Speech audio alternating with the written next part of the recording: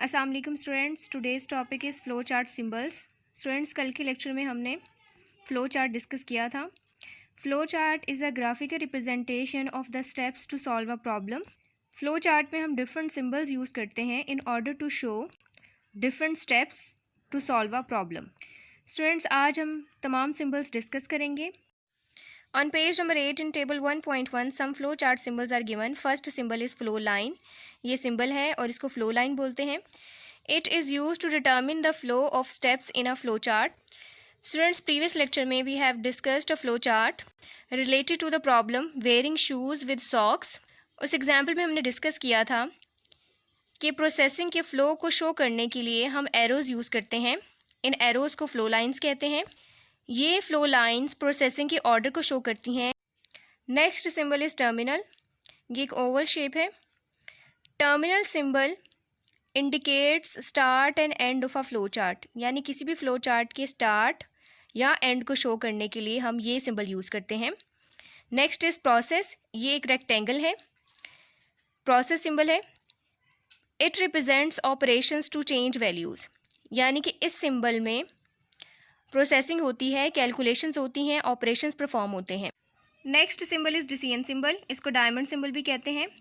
It shows a conditional operation that determines which one of the two paths to take. The operation is commonly a yes no question और a true false test. Students, कुछ problems में solution तक जाने के लिए कुछ conditions होती हैं and we have to verify the conditions. ये कंडीशंस या तो ट्रू होती हैं या फॉल्स होती हैं. कंडीशन के ट्रू होने पे हम ट्रू के रिस्पेक्टिव पाथ अडॉप्ट करते हैं और अगर कंडीशन फॉल्स है तो फॉल्स के लिहाज से पाथ अडॉप्ट करते हैं. इसके एक एग्जांपल डिस्कस करते हैं. स्टूडेंट्स, फॉर एग्जांपल एक प्रॉब्लम में हमारे पास ये नंबर्स हैं and we have to find the even numbers. इन तमाम नंबर्स में से इवन नंबर्स फाइंड करने के लिए हम एक कंडीशन यूज़ करेंगे.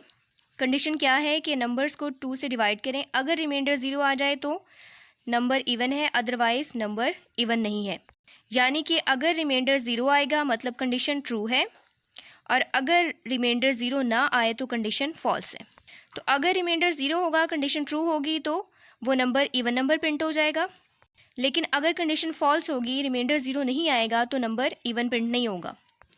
स्टूडेंट्स, ये ऑपरेशन जिसमें हर एक नंबर को 2 से डिवाइड किया जा रहा है, ये बेसिकली कंडीशन है.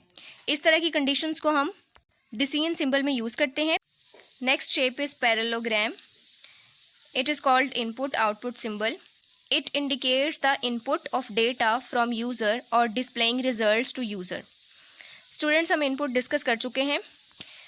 इनपुट में वो तमाम डेटा आता है जो प्रॉब्लम से रिलेटेड है और प्रॉब्लम के सोल्यूशन तक लेके जाता है. इस इनपुट पे ऑपरेशंस परफॉर्म होते हैं, कैलकुलेशंस होती हैं. इन ऑपरेशंस और कैलकुलेशंस के बाद फाइनल रिज़ल्ट आता है या हम कह सकते हैं प्रॉब्लम का सॉल्यूशन आता है जिसको आउटपुट कहते हैं.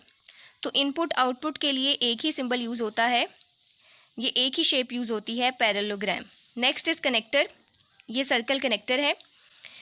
If a flow chart does not fit on a page then we use connector to connect parts of a flow chart on different pages. Students, अगर फ्लो चार्ट बहुत लेंथी है, एक पेज पे फिट नहीं हो रहा, तो हम कनेक्टर्स यूज़ करते हैं in order to connect different parts of a flow chart. Students, इसके एक एग्जांपल लेते हैं. हमारे पास 2 नंबर्स हैं ए बी. इन नंबर्स को ऐड करना है, सब्ट्रैक्ट करना है. इस प्रॉब्लम का फ्लो चार्ट कुछ इस तरह से होगा. फर्स्ट सिंबल हमारे पास है स्टार्ट एंड सिंबल, ये ओवल शेप है. नेक्स्ट हमारे पास पैरेललोग्राम शेप है. In order to represent the input, input में वैल्यूज़ एंटर हो रही हैं ए और बी की.